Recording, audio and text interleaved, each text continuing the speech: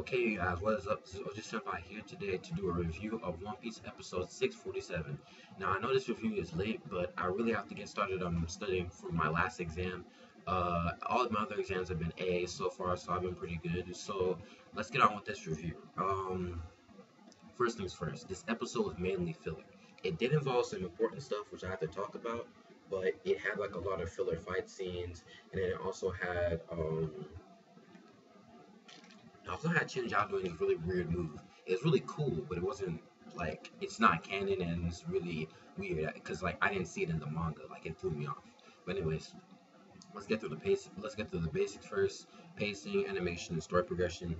Pacing, I would say okay. Like it was okay pacing. Like it mainly did a whole lot of filler. That's why I would have given like okay plus at least. But there was a lot of filler. Like between the fight between Luffy and Shinjao, and I mean it was enjoyable filler. It wasn't that bad, but still like the pacing could have been a lot better. So yeah, I'm gonna give the pacing in a rating of okay. Story progression, we're still in the fight with Luffy and Shinjao, and we also figure out about what's going on with the toys, because apparently the toys were originally human. So story progression, I'm about to actually give that good. It was good story progression. Animation, I'm about to give that okay plus because the animation was like solid. It was really good, but it wasn't like amazing, fantastic. So it's slightly better than what Funimation, toy animation usually does. So good, okay plus, okay. That's an okay plus overall with the basics. Now let's get into this actual episode. Again, it was mainly filler, and we did find out some interesting things, but it was just mainly filler when it came to the fight. And the fight between Luffy and Shinjao was actually interesting because when filler is usually done in an anime, it's like it's back and forth. This guy punches one guy, that guy punches the other. They seem even at times. However, over time, we find out who the winner is, and it had that. But it had like the whole, back and forth type of thing with Luffy putting out one move and Shinjao putting out another. So it was slightly enjoyable filler. I'm not gonna lie. Like it was nice, and I thought it was actually pretty good. Now let's get into what Chinjiao is saying. The first things first. Chinjiao asks Luffy, where did you learn hockey from? Luffy replies, of course, Rayleigh. Rayleigh was the one who taught him hockey during the 2 year time skip.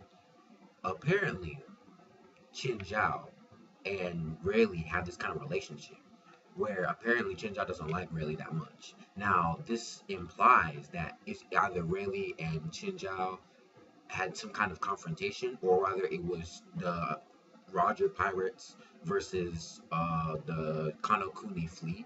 That may have on the Kanokuni game that may have happened at some point, or maybe it's just a one-on-one between Rayleigh and John Chinjiao.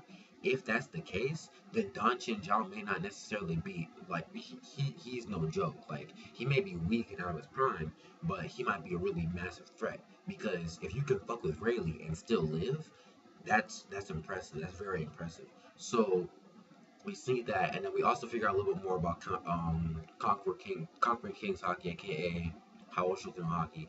Apparently, there are tons, well not tons, countless dudes in the New World with Haoshoku no hockey, and I'm surprised at that because normally speaking, hockey, at least when it comes to Haoshoku hockey, it's supposed to be relatively like a small amount of people that can utilize that type of hockey. Hockey in general in the New World should be well known, but that type of hockey alone, I didn't think it was going to be like that well brought out. But according to Chinjiao, at least a lot of people in the New World have Haoshoku no hockey. Most likely the Yonko do. Most likely top tier motherfuckers have that type of ability. And apparently, if you want to become the Pirate King, if you truly want to become uh, the king of all of that, you need to your hockey and their hockey will contest against each other, and whoever wins that is considered. Whoever wins all those battles will come out on top and become the true pirate king. At least from what Chinjiao is saying. Obviously, there's a lot more to it. I mean, because you need to find One Piece. You need to figure out where One Piece is. You need to obtain that, and then you actually have to find Raftails. But mainly from a hockey standpoint, that's how apparently you become Pirate King. And of course, this is obviously a contest between Luffy and Chin Jiao, since both characters can use Haoshoku no Haki. So I thought that was pretty interesting. And it kept on going with the whole story that apparently Garp took away something from Don Chin Jiao. And people, we just don't like, he doesn't know. Like, he's like, what did Garp take away from me? What happened? How did that even happen? And I know a lot of people are gonna be sitting like, oh man, why was Don Chin Jiao crying? It might have actually been really important to him. Now, of course, I read the manga, so I know exactly what it is.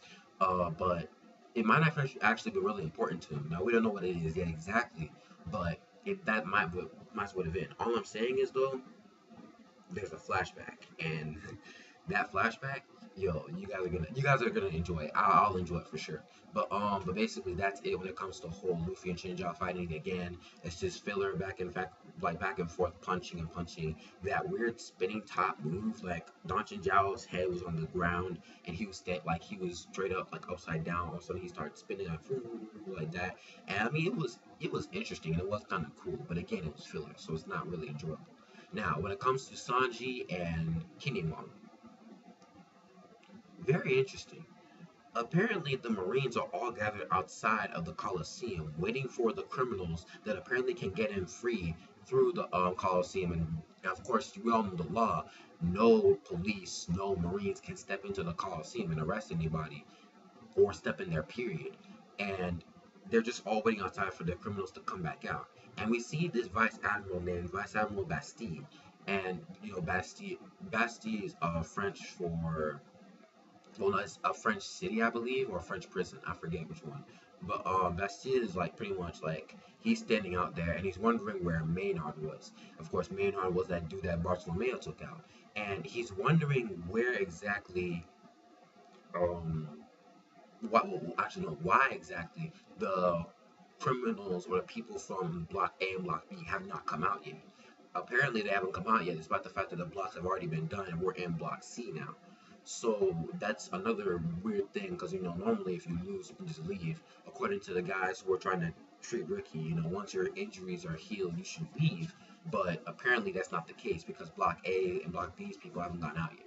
So that's very interesting. Now we get into um, so yeah, we see Bastille, pretty interesting though. Now we get into Frankie and the Toy Soldier.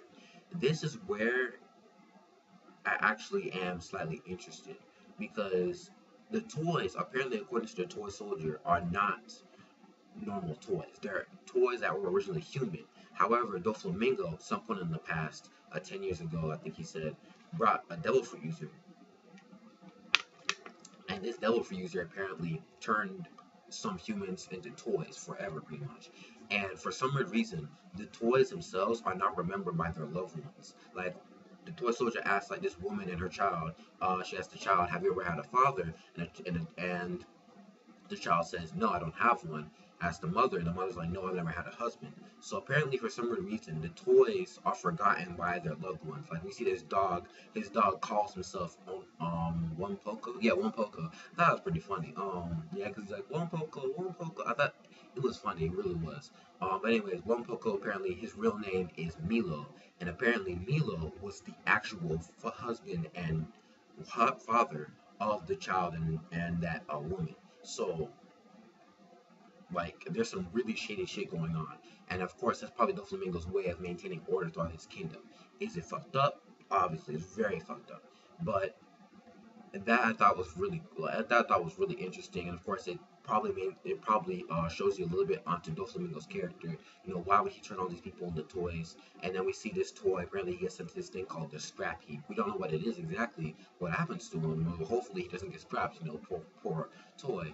But we see that. So there's a lot of stuff going on in the kingdom that we don't necessarily know about. And of course, these Doflamingo, pretty much like hiding the fact that this kingdom is actually really dark and really messed up, despite the fact that on the outside it looks like a paradise. So that I thought was pretty cool. And when we come to the last part of the episode, it's Usopp, not Robin, and finding out about a few things about the factory and the Tontada princess. Now, course, Usopp is still doing the whole liar thing where he's pretty much saying, "Oh, I'm the descendant of Nolan, and that was my hockey. That's my hockey. That was what was trembling." I'm like, dude, Usopp, stop, bro. Like that's stupid. Like how these dwarves believing this throw me off. Like even in the manga, when we saw this, I was sitting there, I was like, why would you believe this nigga? Like why would you? Like I mean, are you that gullible? Of course they are, obviously. But it's crazy, man. Like I thought Usopp had like progressed after the time skip, where he wouldn't lie as much anymore. But in this situation, this because of the fact that these dwarves are no joke. They're really strong. I guess it fits, and it does get them, an army, quote unquote, of followers to go try and take down the factory. Now, apparently, the factory is located underneath the Coliseum, where everyone's pretty much hanging out now. So, I believe, like probably like at the center, like right underneath the arena, the space, kind of like so. Yeah, so it's pretty much like underneath the Coliseum. And apparently, the reason why they're going against Doflamingo is that 500 of their comrades were stuck in the factory, working. We don't, of course, they don't know what's inside the factory. The Straw Hats and Law know, but they don't know.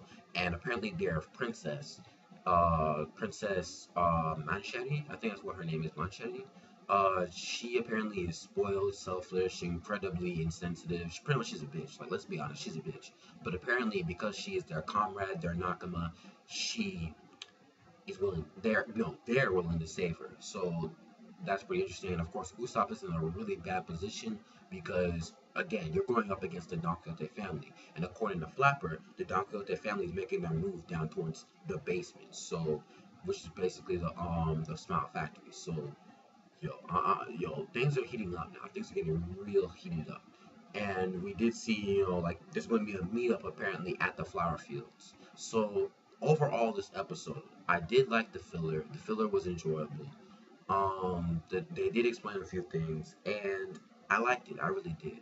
So, yeah, I'm gonna give this chapter a rating. No, I'm gonna give this episode rating of good. This rating of good. Like the video if you like it. Dislike it if you don't. Give me your thoughts on this episode. What you like about it? Did you like the filler? Did you think it was enjoyable? Um, what are your thoughts on this episode in general? So yeah, rating of good. Like the video if you like it. Dislike it if you don't. Rate, comment, and subscribe. And I'll see you guys later. I'm Mojo Senpai, and I'm out. Peace, guys.